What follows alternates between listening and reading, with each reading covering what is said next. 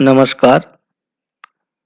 आज हम सांख्यिकी की कार्य, महत्व और सीमाएं, functions, importance and limitations of statistics, इस विषय पे चर्चा करेंगे। सबसे पहले हम जो चर्चा करेंगे वो सांख्यिकी के कार्य, इस पॉइंट पर चर्चा प्रारंभ कर रहे हैं, जिसमें 7 बिंदु के आधार पे हम समझेंगे। सबसे पहला है जटिल तथ्यों को सरल बनाना। हम देखते हैं कि अगर हमारे समंक जो हैं अगर जटिल हों या बिखरे हुए हों तो न तो कोई उनको समझ सकता है, न उनसे किसी प्रकार के कोई परिणाम निकलेंगे। लेकिन अगर उन्हीं समंकों का हम वर्गीकरण कर लें, सारणीयन करें, चित्रमय और बिंदु रेखीय प्रदर्शन करें या केंद्रीय प्रवृत्ति के मापन की जैसी रीतियां सांख्यिकी की उसमें अगर हम अप्लाई करते हैं तो हमारी सांख्यिकी की सामग्री सरल हो जाएगी और वो समझ में भी आ जाएगी। दूसरा है इसमें तथ्यों की तुलना करना और उनमें संबंध स्थापित करना। तो कोई भी तथ्य हो उनका तुलनात्मक अध्ययन है, ये सुविधा प्रदान करना सांख्यिकी का एक महत्वपूर्ण कार्य है। और उनकी तुलना करने के लिए माध्य है, सूचकांक है, गुणांक है, इनका प्रयोग करते हैं। उदाहरण के लिए अगर हम ये है कि माध्य और गुणांकों की सहायता से दो देशों की प्रति व्यक्ति आय की तुलना की जा सकती है और आय वितरण की असमानताएं भी हम ज्ञात कर सकते हैं। तीसरा है नीति निर्धारित करना। तो सांख्यिकी सामाजिक, आर्थिक, व्यापारिक और अन्य क्षेत्रों में जो भी नीतियां निर्धारित होती है उनको पथ प्रदर्शन का काम करती है। अब देश की आयात निर्यात नीति हो या मूल्य नीति हो, कर नीति हो, तो ये एकत्रित समंकों का विश्लेषण करके फिर निर्धारित कर सकते हैं। तो वर्तमान नीतियों के परिणामों का मूल्यांकन करने में भी सांख्यिकी सहायता प्रदान करती है। जैसे हम ये देख सकते हैं संख्यात्मक विश्लेषण करके कि भारत सरकार की आर्थिक उदारीकरण, निजीकरण की नीति कहाँ तक सफल हुई। तो इस तरह से नीति का निर्धारण करना और नीति के प्रभाव का मूल्यांकन भी इसके माध्यम से हम कर सकते हैं। फिर है व्यक्तिगत ज्ञान व अनुभव में वृद्धि करना। अब सांख्यिकी का जो कार्य है वो वास्तव में व्यक्तिगत अनुभव में वृद्धि करता है, क्योंकि जब सांख्यिकी का हम अध्ययन करते हैं तो व्यक्तिगत विचारों को भी स्पष्टता और निश्चयात्मकता मिलती है। समंकों का विश्लेषण करें, निर्वचन करें तो उससे तर्क शक्ति बढ़ती है और प्रत्येक समस्या के प्रति उचित दृष्टिकोण का विकास होता है। तो सांख्यिकी विधियों के उचित प्रयोग के बिना मानव ज्ञान अपूर्ण और अपर्याप्त माना जाता है। तो इस प्रकार सांख्यिकी व्यक्ति की ज्ञान परिधि का विस्तार करने में सहायक होती है। इसके बाद में अनुमान लगाना, ये भी इसका एक कार्य है। तो सांख्यिकी की जो विभिन्न रीतियां हैं वो केवल वर्तमान तथ्यों का विश्लेषण नहीं करती, बल्कि उनके आधार पर भावी अनुमान भी लगाने में सहायक होती है। जैसे हम आंतरगणन, बाह्य गणन, प्रतिगमन, ये जितनी भी क्रियाएं हैं वो इसमें पूर्वानुमान की जाती है। वास्तव में आर्थिक विकास की योजनाएं भावी अनुमान के आधार पर बनाई जाती है। तो सांख्यिकी अनुमान कोरे आकस्मिक अनुमानों से कई यथार्थ होते हैं, तो इसलिए अनुमान लगाने में भी ये सहायता मिलती है। इसके बाद में है वैज्ञानिक नियमों की सत्यता की जांच करना। तो जैसे सभी विज्ञानों में निगमन द्वारा प्रस्तुत पुराने नियम के परीक्षण और नए नियमों के निर्माण में सांख्यिकी रीतियां उपयोगी सिद्ध होती है। इसके लिए अर्थशास्त्र, समाजशास्त्र, जीव विज्ञान, अंतरिक्ष विज्ञान आदि अनेक विज्ञान सांख्यिकी के इसलिए आभारी हैं कि उनके आधार पर ही नियमों की सत्यता की जांच होती है। अब विस्तार का आभास कराना अंतिम जो बिंदु दिया हुआ है इसमें, तो सांख्यिकी की सहायता से किसी भी घटना की विस्तार या समस्या की वास्तविक महत्ता का ठीक ठीक आभास हो जाता है। समंक के रूप में दिए हुए होते हैं विवरण, तो ज्यादा स्पष्ट और प्रभावशाली हो जाएंगे। तो ऐसा अनेक तथ्यों से पता लग जाता है। जैसे अगर हम ये कहें कि 2001 से लेकर के 2011 के बीच में भारत की जनसंख्या तीव्र गति से बढ़ी है, तो इससे समस्या की गंभीरता का सही पता नहीं लगेगा। लेकिन अगर हम ये बता दें कि जनसंख्या 2000 में इतनी थी और 2011 में इतनी थी, तो फिर उसकी संख्या देने से समस्या के आकार का कुछ आभास होने लगता है। तो इस तरह से विस्तार का आभास भी ये कराती है। तो इन 7 बिंदुओं के आधार पे हम सांख्यिकी के कार्यों को समझ सकते हैं।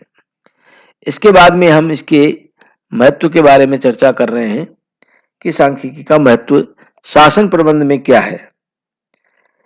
तो शासन प्रबंध को अगर ठीक से चलाना है तो सांख्यिकी का उपयोग करना ही पड़ेगा, और ये ऐसा प्राचीन काल से होता भी आ रहा है। और आजकल के राज्य के कार्यों में तो इतनी वृद्धि हो गई है कि समंकों की उपयोगिता और भी अधिक हो गई है, क्योंकि आजकल जो भी राज्य है वो केवल सुरक्षा राज्य नहीं है बल्कि कल्याणकारी राज्य बन गए हैं। तो उनको चलाने के लिए सांख्यिकी का अधिक महत्व है, इसलिए उनको शासन प्रबंध के नेत्र भी कहा जा सकता है।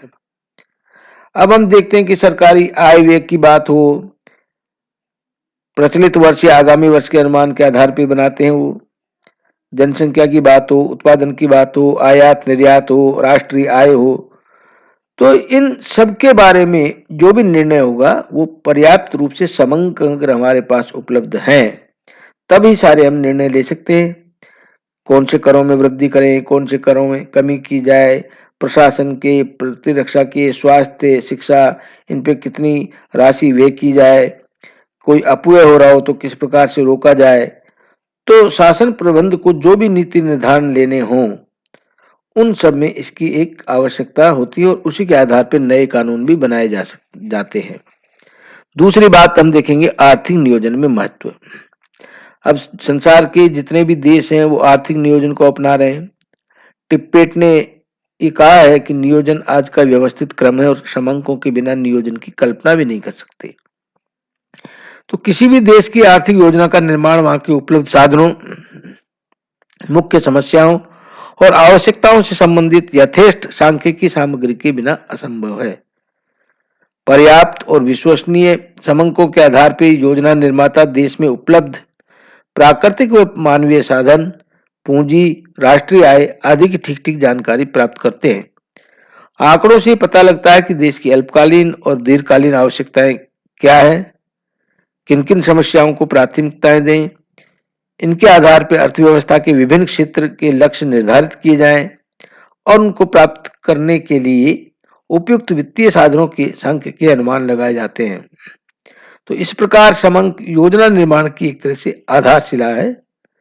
तो हम एक तरह से कह सकते हैं कि समंकों के बिना आर्थिक नियोजन पतवार और दिशा सूचक यंत्र रहित जहाज की भांति है। तो इसलिए आर्थिक नियोजन में भी समंकों का बड़ा महत्व है। अब हम बात करते हैं व्यवसाय और वाणिज्य में इसका क्या महत्व है। तो व्यापार, उद्योग और वाणिज्य के प्रत्येक क्षेत्र में सफलता प्राप्त करने के लिए पर्याप्त मात्रा में समंकों का प्रयोग आवश्यक है। व्यापारी उपयुक्त समंकों के आधार पर वस्तु की मांग का अनुमान लगाता है, क्रय विक्रय विज्ञापन नीतियां निर्धारित करता है। मांग का पूर्वानुमान लगाते समय उसे ऋतुकालीन परिवर्तनों का, व्यापारिक चक्रों का, ग्राहकों की अभिरुचि का, रीति रिवाज का, जीवन स्तर का, द्रव्य की क्रय शक्ति, इन सारे आंकड़ों को ध्यान में रखना पड़ता है, अन्यथा अनुमान गलत हो सकता है।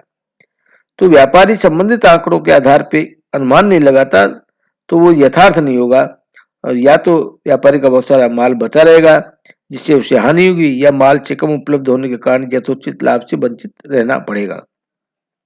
तो एक सफल व्यापारी वही है जिसका अनुमान यथार्थ के अत्यधिक सन्निकटन होता है। तो ये चीजें एक व्यापारी के लिए आवश्यक है।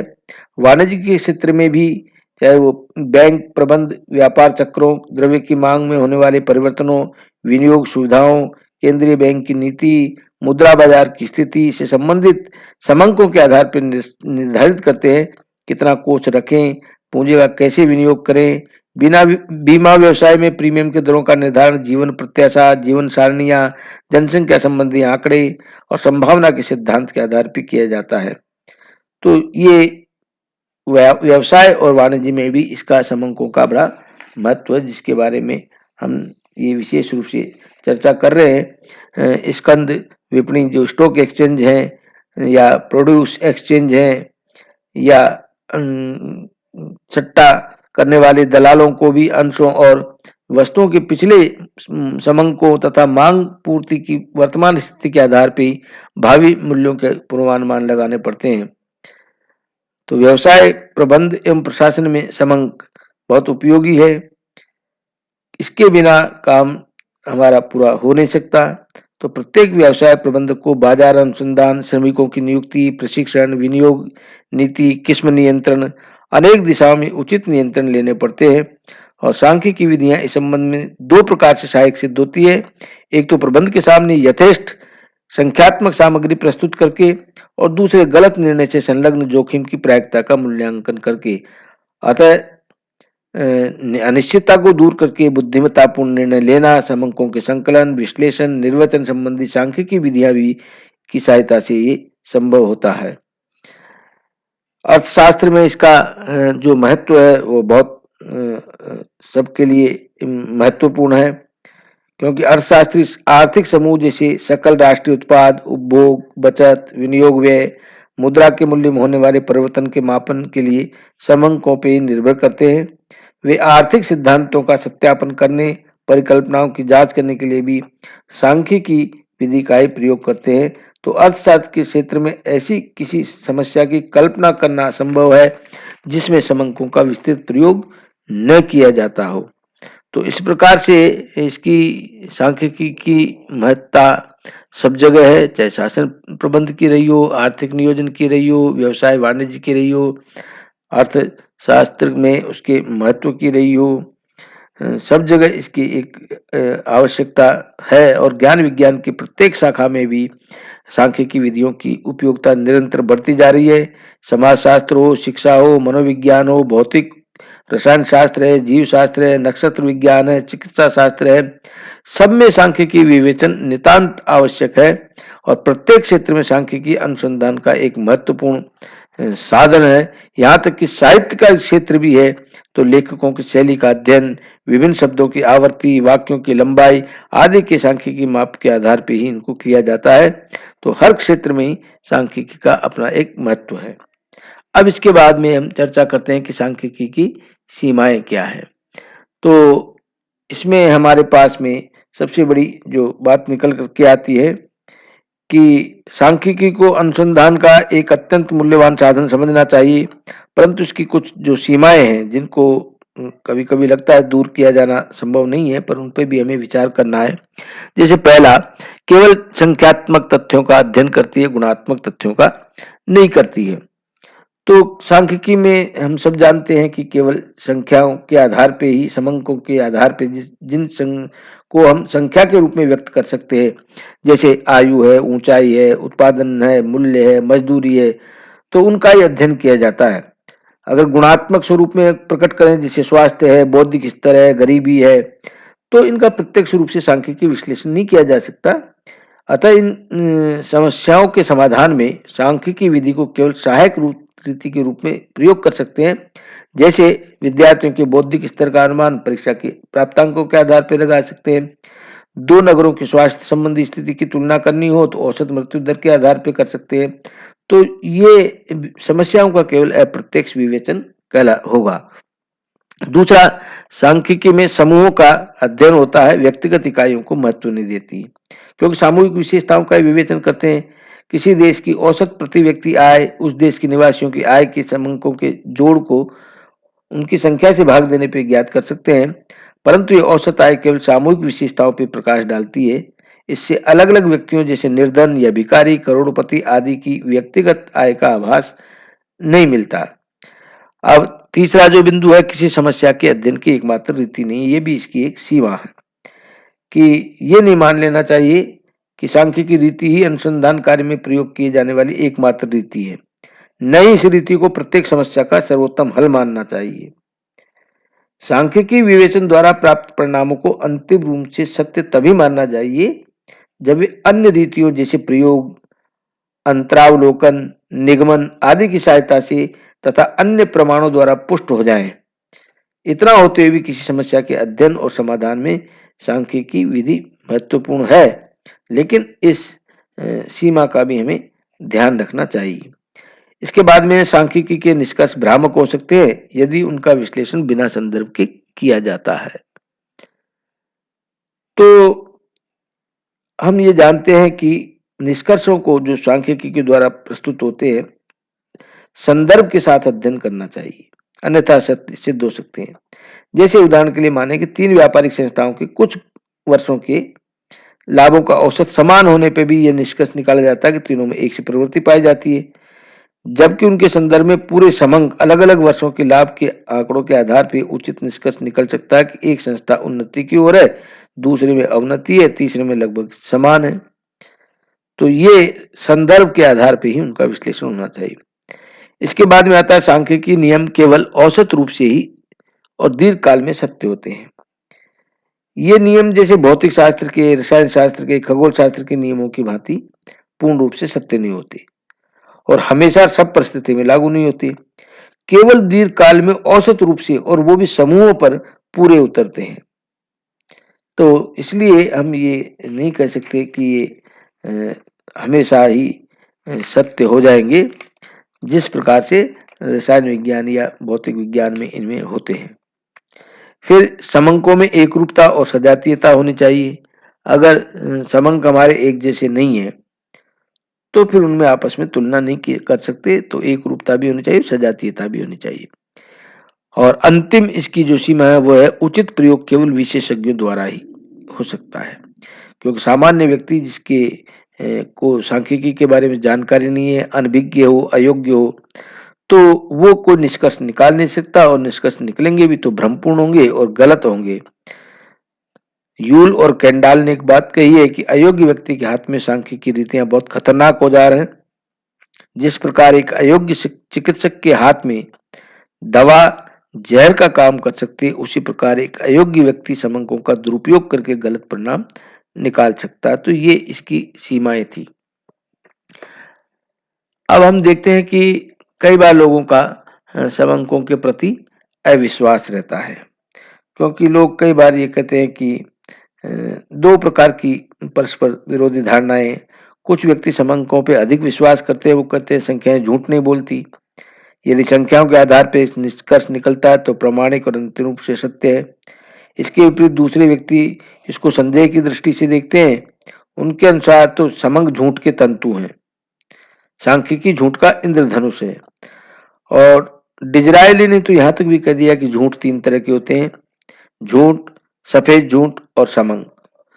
तो इस प्रकार से समंकों के प्रति लोगों का अविश्वास बना रहता है और उसके कुछ कारण हैं। उसमें जैसे है सामान्य व्यक्तियों की अज्ञानता। सामान्य व्यक्ति विभिन्न सांख्यिकी रीतियों से अधिकतर अनभिज्ञ होते हैं, तो आरंभ में वे समंकों द्वारा प्रमाणित निष्कर्ष को अंतिम रूप से सत्य मान लेते हैं, परंतु बाद में जब ज्ञात होता है कि वास्तविक स्थिति कुछ और है, तो फिर उनको समंकों के प्रति अविश्वास होने लगता है। दूसरा है सांख्यिकी की सीमाओं की उपेक्षा। सांख्यिकी की अनेक सीमाएं हैं। जैसे हम ये कह सकते हैं कि ये किसी समस्या के अध्ययन की एकमात्र रीति नहीं है, या इसके निष्कर्ष व्यक्तिगत इकाइयों पर लागू नहीं होते, संदर्भ से अलग आंकड़े अर्थहीन होते हैं, जिनकी हम चर्चा कर चुके हैं अभी। तो इन सीमाओं की उपेक्षा यदि करेंगे तो निष्कर्ष जो भी निकलेंगे वो भ्रमपूर्ण होंगे और इसी कारण से फिर समंकों के प्रति अविश्वास होता है। फिर है विशेष ज्ञान का अभाव, क्योंकि संकलित आंकड़ों से उचित निष्कर्ष निकालने के लिए पूरी योग्यता हो, अनुभव हो, यथेष्ट ज्ञान हो। अगर जो सांख्यिक व्यक्ति है उसमें ये गुण नहीं है तो असत्य परिणाम निकल सकते हैं और इस कारण से फिर उसे संदेह युक्त मानते हैं। इसके बाद में समंकों की शुद्धता की पहचान न होना। ये ठीक ठाक नहीं कह सकते कि प्रस्तुत आंकड़े यथोचित रूप से शुद्ध है या काल्पनिक है। समंकों की सबसे बड़ी कमी यह है कि उनके स्वरूप पे सदैव उनके गुणों की छाप नहीं होती।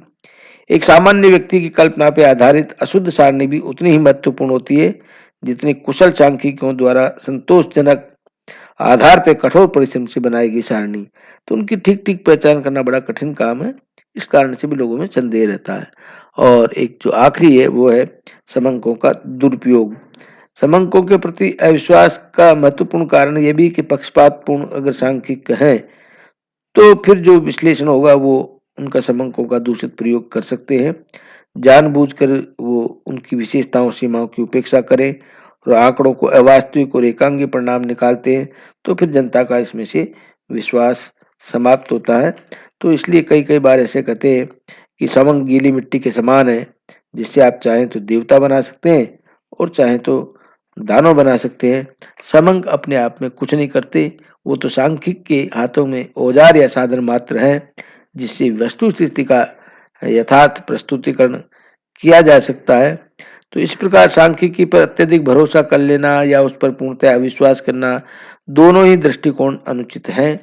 जो व्यक्ति समंकों को बिना सोचे समझे स्वीकार कर लेता है, वो अनावश्यक धोखा खाता है, परंतु जो उन पर विचार किए बिना ही अविश्वास करता है, वो अक्सर अनावश्यक रूप से अनभिज्ञ भी रहता है। तो इन दोनों अतियों से हम बचें। और अब इन सीमाओं का, इन बातों का, इन कारणों का किस प्रकार से निवारण किया जा सकता है अविश्वास का, तो उसके निवारण के जो बिंदु हैं, जिसमें पहला है सांख्यिकी की सीमाओं का ध्यान, कि हम जब भी कोई परिणाम निकालें तो सांख्यिकी की सीमाएं देख लें, सजातीय है कि नहीं, तुलना योग्यता है नहीं, तो ये अलग संदर्भ से तो करके प्रस्तुत नहीं किए गए हैं, तो फिर हमें उन पर विश्वास हो जाएगा। दूसरा है उसका विवेकपूर्ण प्रयोग। साधन के रूप में सांख्यिकी रीति का बुद्धिमत्तापूर्ण प्रयोग आवश्यक है, और सांख्यिकी विश्लेषण द्वारा प्राप्त परिणामों का बुद्धिमानी से निर्वचन करने की अधिक आवश्यकता है। समंकों पर पूर्ण रूप से आश्रित न हो जाए, क्योंकि सांख्यिकी का प्रयोग इस प्रकार नहीं हो कि जिस प्रकार एक अंधा आदमी प्रकाश के खंभे को प्रकाश के लिए प्रयोग न करके सहारे के लिए करता है। एक अंधा आदमी प्रकाश के खंभे का प्रयोग प्रकाश के लिए नहीं कर सकता, वह खंभे का सहारा लेके आगे बढ़ता है। तो सांख्यिकी का प्रयोग सहारे के लिए नहीं करना चाहिए, समंकों पे पूर्ण रूप से निर्भर नहीं हो जाना चाहिए, वरन उनकी सहायता से सत्य असत्य की पहचान करके वास्तविक निष्कर्ष ही निकाले जाने चाहिए। इसके बाद में आत्म संयम। सांख्यिकी उन विज्ञानों में से है जिनके विशेषज्ञों को एक कलाकार की भांति आत्म संयम का प्रयोग करना चाहिए। अपनी पूर्व धारणाओं को नियंत्रण में रखकर निष्पक्ष भाव से उसको, जिस तरह से कलाकार कला का अभ्यास करता है, तो वास्तविक स्थिति का शुद्ध चित्रण कर सकता है। इसी प्रकार सांख्यिक भी समंकों का निष्पक्ष प्रयोग करके वस्तु स्थिति को स्पष्ट कर सकता है। इसके बाद में आता है स्पष्ट एवं स्वतंत्र विचार विमर्श।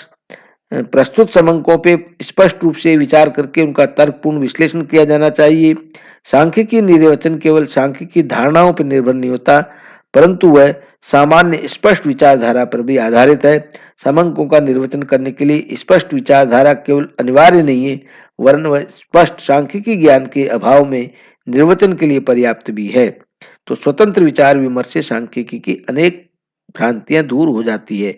और आखिरी में जो अन्य सावधानियां जिनके बारे में हम चर्चा कर रहे हैं, कि समंकों के दुरुपयोग से बचने के लिए, अविश्वास को दूर करने के लिए देखना चाहिए कि समंक उचित रीति द्वारा उचित साधनों से निष्पक्षता पूर्वक एकत्र किए गए हैं या नहीं किए गए हैं, प्रस्तुत समस्या के लिए पर्याप्त या उद्देश्य अनुकूल है या नहीं है, उनका विश्लेषण निर्वचन सांख्यिक ने निपुणता, अनुभव व निष्पक्ष भावना से किया है या नहीं। तो ये बातों का अगर हम ध्यान रखेंगे, तो फिर हम सांख्यिकी को उपयोगी ज्यादा बना पाएंगे। आज बस इतना ही। नमस्कार, धन्यवाद।